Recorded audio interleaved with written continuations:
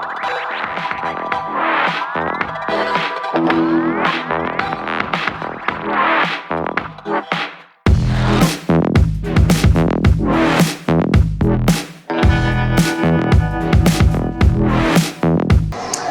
वालेकुम प्यारे बच्चों, मैं सर हमज़ा। आज आपको जो हमारा चैप्टर कंटिन्यू था, चैप्टर नंबर 5 परिंदे, उसके आगे हम कंटिन्यू करेंगे। उसका सेकंड लेक्चर हमारा चल रहा है। फर्स्ट लेक्चर में हमने पढ़ा था कि परिंदों के कौन कौन से पार्ट्स होते हैं, ठीक है। आज हम पढ़ेंगे कि परिंदों के पार्ट्स और वो जो उनके रहने की जगहों के बारे में। उनके पार्ट का एक नाम था चोंच, ठीक है, बीक भी जिसको बोलते हैं, सही है। आज हम उसके बारे में पढ़ेंगे कि चोंच मुख्तलिफ़ किस्म की मुख्तलिफ़ परिंदों में होती है। किसी की चपटी, किसी की छोटी, किसी की मोटी, किसी की लंबी, किसी की मुड़ी हुई, जैसे कि तोते की मुड़ी हुई होती है, सही है। तो हम मुख्तलिफ़ किस्म की चोंच के बारे में चोंचों के बारे में पढ़ेंगे। उसके अलावा परिंदे बासानी कैसे उड़ सकते हैं, हम ये पढ़ेंगे। और हम पढ़ेंगे कि परिंदे कहाँ रहते हैं और किस किस किस्म के उनके घोंसले होते हैं, सही है। बात समझ में आ गई। तो पहले हम क्या पढ़ रहे हैं, हम पढ़ रहे हैं उनके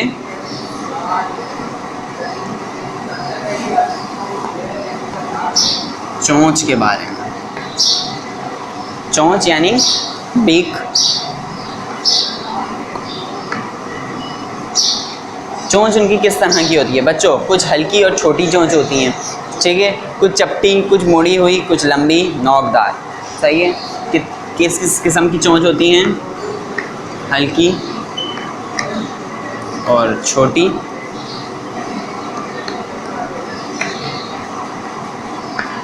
चपटी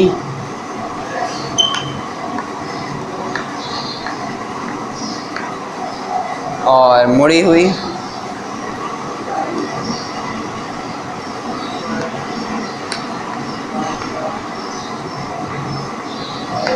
और लंबी और नोकदार।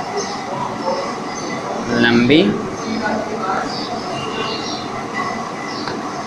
नोकदार, ठीक है।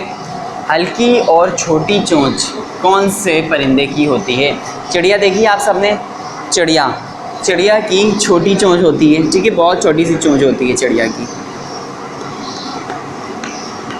सही है। छोटी चोंच अमूमन छोटे परिंदों की होती है, सही है। जिस तरह चिड़िया की एग्जांपल ले लेते हैं। और उसके अलावा मुख्तलिफ परिंदे भी होते हैं जिनकी छोटी सी चोंच होती है। उस छोटी चोंच से वो बासानी छोटे कीड़ों को, छोटे दानों को, और जितनी उनके मुंह की रिक्वायरमेंट और उनकी बॉडी की रिक्वायरमेंट पानी की होती है उसको ले सकते हैं, ठीक है। चपटी चोंच अमूमन ज़्यादातर जो हमें पाई जाती है वो बत्तख में पाई जाती है, ठीक है। किसमें? बत्तख में। बत्तख और आपका हंस वगैरह, बत्तख आ जाता है, हंस आ जाता है, और बगले वगैरह, उनमें जो चोंच है, सॉरी बगले नहीं, बत्तख और हंस, इनकी चोंच चपटी होती है, सही है। चपटी यानी कि फ्लैट होती है थोड़ी सी चोंच, यानी कि किसी चीज़ को लेने के लिए ये बासानी पकड़ नहीं सकते, बल्कि इनको यूँ ले जाकर और फिर ये अपना मुंह बंद कर उस चीज़ को उठाते हैं, सही है। बात समझ में आ गई। बत्तख वगैरह, अब ज़रा मैं इसको पढ़ता जा रहा हूँ। चपटी चोंच, कुछ परिंदों की चोंच चपटी होती है, जैसे बत्तख। ये परिंदे अपनी चोंच की मदद से कीचड़ में से केचुए और घोंगे वगैरह खाते हैं, सही है। केचुए जो है वो छोटे छोटे कीड़े होते हैं जिसको हम वॉर्म्स भी बोलते हैं, अर्थ वॉर्म्स वगैरह बोलते हैं। और घोंगे आप सबको पता है, सीपियों के जो अंदर का वो लिक्विड मटेरियल होता है, पिलपिला सा मटेरियल होता है, वो घोंगे दरअसल वो कहलाते हैं। अच्छा, मुड़ी हुई चोंच वाले जो जानवर होते हैं, वो परिंदे होते हैं, वो थोड़े से ख़तरनाक होते हैं, सही है। मुड़ी हुई चोंच वाले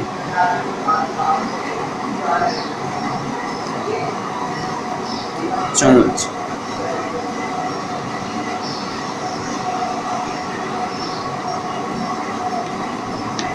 और ऐसे परिंदे, मुड़ी हुई चोंच वाले परिंदे जो हैं वो ज़्यादातर ये खूनखार परिंदे होते हैं, यानी कि ये जो है वो गोश्त को और दूसरी चीज़ों को बहुत तेज़ी से, आसानी से पकड़ सकते हैं। और ये अगर किसी चीज़ को पकड़ लें तो इनके चोंच से वो छूटना बहुत मुश्किल होता है। बात समझ में आ रही है। इसमें जो हमारे पास आ जाता है, चील आ जाती है, ठीक है। चीज़ों को नोच सकते हैं, गोश्त को नोचने के लिए, खींचने के लिए चीज़ों को, क्या चीज़, ये मुड़ी हुई चोंच इनके पास होती है, सही है। इसमें चील आ जाती है, उसके अलावा बाज आ जाते हैं, गध आ जाते हैं। ऐसे परिंदे जो गोश्त को, जो जानवरों को, सांप वगैरह को इसी झटके से उठा कर ले जाते हैं। हमने कल पढ़ा था क्लोज के बारे में कि क्लोज से पकड़ कर ले जाते हैं। तो ज़्यादातर जो परिंदे जिनके पास क्लोज हों या ना हो, लेकिन अगर उनके पास ये चोंच है तो वो किसी भी चीज़ को बआसानी खींच सकते हैं, नोच सकते हैं। यानी कि ये दरअसल मुड़ी हुई चोंच एक तरह से एग्जाम्पल है, मिसाल है उनके खूनखार होने की। क्यों? क्योंकि मुड़ी हुई चोंच का इस्तेमाल वो चीज़ों को नोचने के लिए करते हैं। ठीक है, गोश्त वगैरह को नोचते, सब्ज़ी और फ्रूट्स वगैरह को नोचना नहीं पड़ता, उसमें डंग मारते हैं और वो टूट जाता है और वो ईज़िली खा सकते हैं। ठीक है, उसके अलावा हम बात करते हैं लंबी नोकदार। तो इसमें आ जाते हैं बगले भी आ जाते हैं हमारे पास, इसमें बगले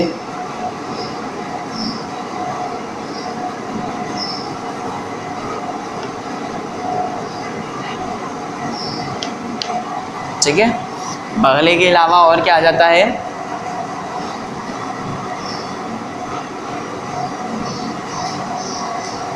बगले के अलावा और आ जाते हैं कौवे। नोकदार चोंच होती है, ठीक है, चीज़ों पे डंक मार सकते हैं। उसके अलावा वुड पेकर जिसको हम हुडहुड भी बोलते हैं, ठीक है, उसके पास भी नोकीली चोंच होती है जो उसको हेल्प करती है वुड को पैक करने में, वुड को खोदने में। आसानी से वो डिग कर सकता है वुड के अंदर, ठीक है, और अपना घोंसला बना सकता है। ये थी चोंचों की एग्जाम्पल्स कि किस किस तरह की परिंदों में मुख्तलिफ़ किस्म की चोंच पाई जाती हैं। अब बात करते हैं कि परिंदे बआसानी उड़ कैसे सकते हैं। हर जानवर तो नहीं उड़ सकता, पर परिंदे उड़ सकते हैं। क्यों? क्योंकि इनकी जो हड्डियां होती हैं बच्चों, वो अंदर से खोखली होती हैं।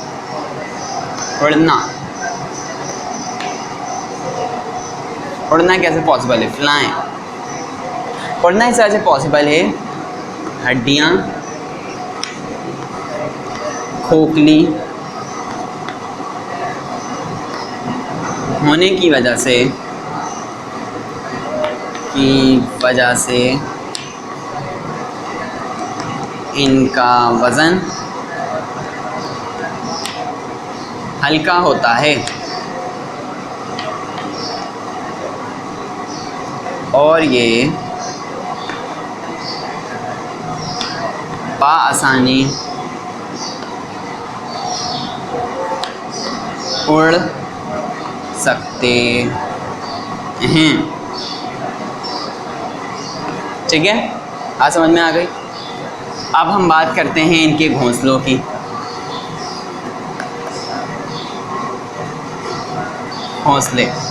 घोंसले क्या हैं? परिंदों के रहने की जगह जो होती है, परिंदों का जो घर होता है, उनका जो हाउस होता है, वो क्या है? वो उनका घोंसला होता है। सही, जिस तरह हमारे घर होते हैं, मुख्तलिफ जानवरों के घर होते हैं, जिस तरह चूहे का बिल होता है और सांप का बिल होता है, उसके अलावा शेर गारों में रहता है। सही है, इसी तरह परिंदे जो है वो घोंसलों में रहते हैं। ठीक है बच्चों, बात समझ में आ गई। परिंदे कहाँ रहते हैं? परिंदे घोंसलों में रहते हैं।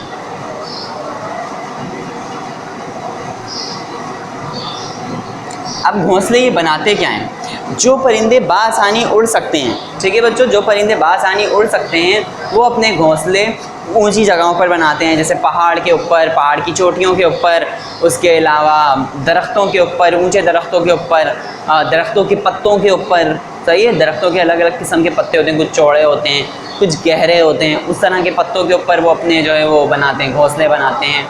लेकिन जो उड़ नहीं पाते वो झाड़ियों के नीचे और ज़मीन के अंदर गड्ढे खोद के, या जहाँ पत्तों की मिकदार ज़्यादा हो वहाँ, बात समझ में आ रही है, ऐसी जगहों पे वो अपने घोंसले बनाते हैं। जिस तरह मुर्गी है, मुर्गी कहीं घोंसला नहीं बनाती, लेकिन वो कहीं छुप कर, जहाँ उसको जगह मिलती है, जहाँ कोई ना देख सके, वो वहाँ पे अंडे दे देती है। सही, और घोंसले बनाने का मकसद दरअसल यही होता है, जब कोई भी मादा यानी कि फ़ीमेल बर्ड अंडे देने वाली होती है, उसके थोड़े दिन पहले से वो अपना घोंसला बनाना शुरू कर देती है।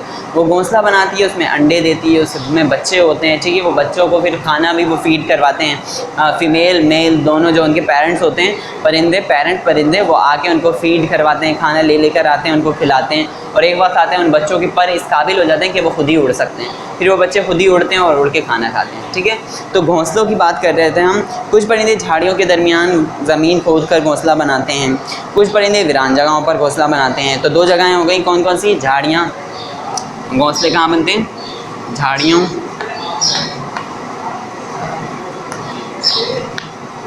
वीरान जगहों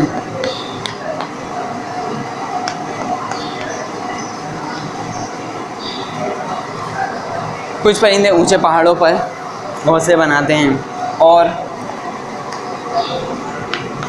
पहाड़ों पर घोंसले बनाते हैं।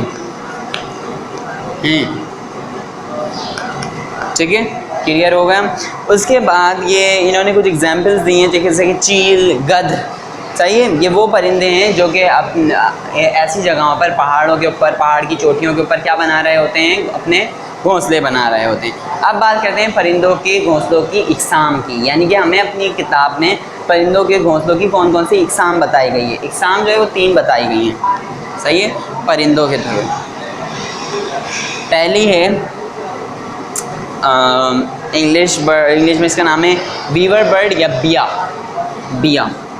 बिया जो है बच्चों को बाकायदा अपना जो वो होता है पूरा का पूरा घोंसला होता है उसको सीता है, और सी के वो बहुत प्यारा सा पॉट की तरह उस घोंसले को बना लेता है और उसके अंदर वो अंडे देता है, और उसके बच्चे भी उसी के अंदर ही होते हैं। ठीक है, बिया किस तरह बनाता है अपना घोंसला? बुन कर बनाता है।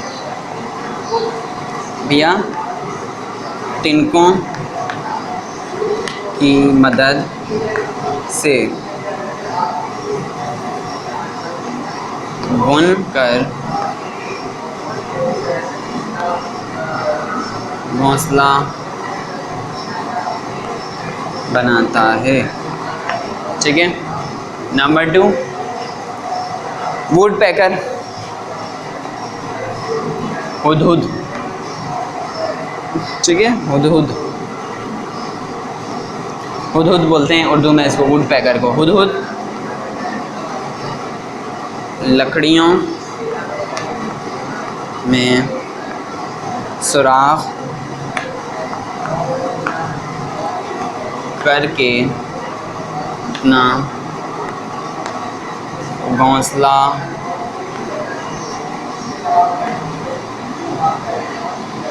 बनाता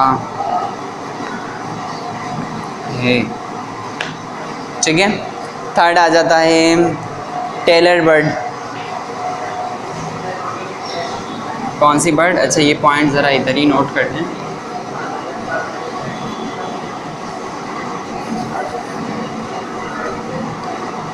टेलर बर्ड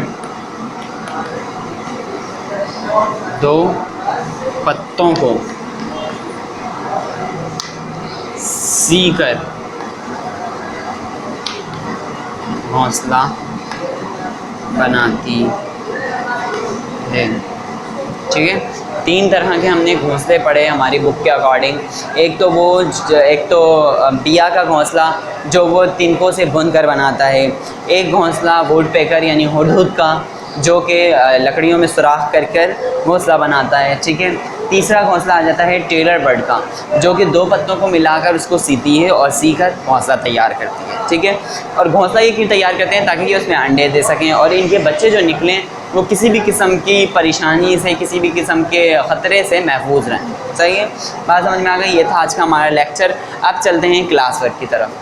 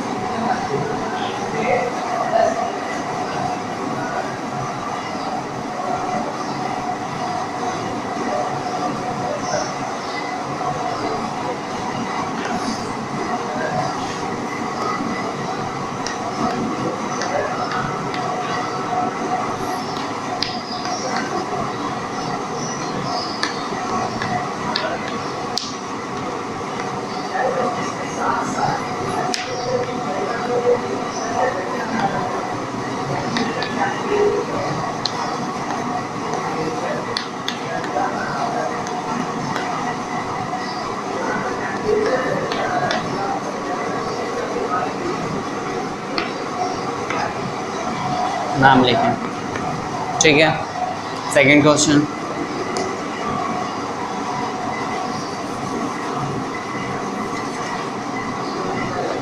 परिंदे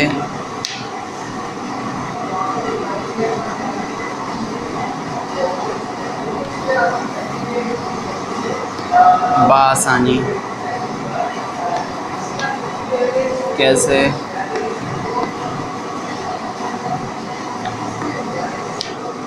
उड़ सकते हैं।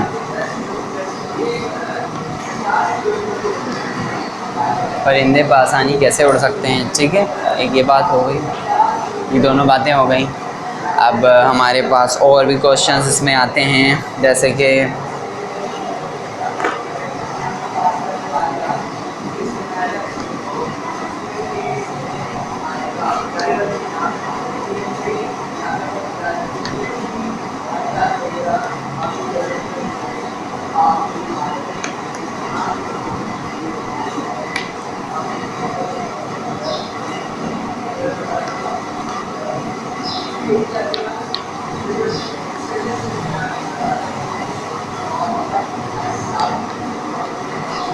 परिंदे घोंसले क्यों बनाते हैं, ठीक है, एक क्वेश्चन ये होगा।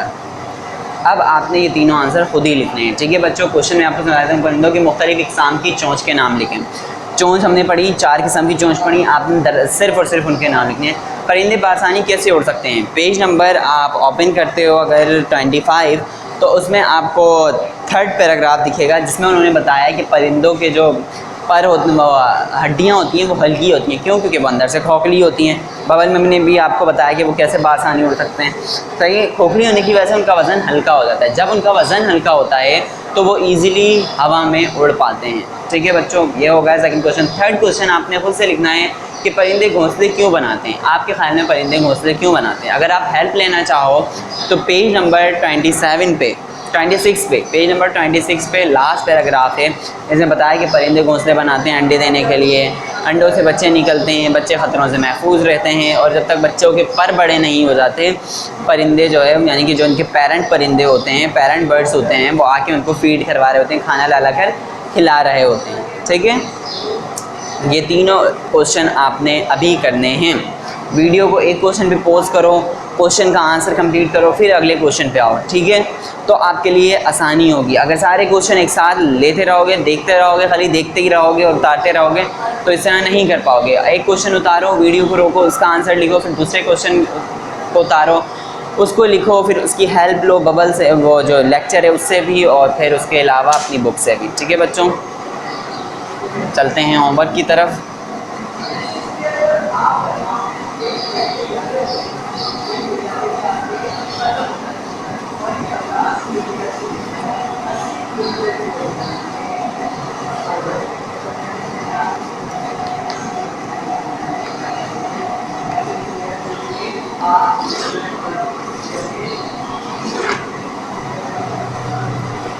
अच्छा जी, होमवर्क में आपने क्या बताना है?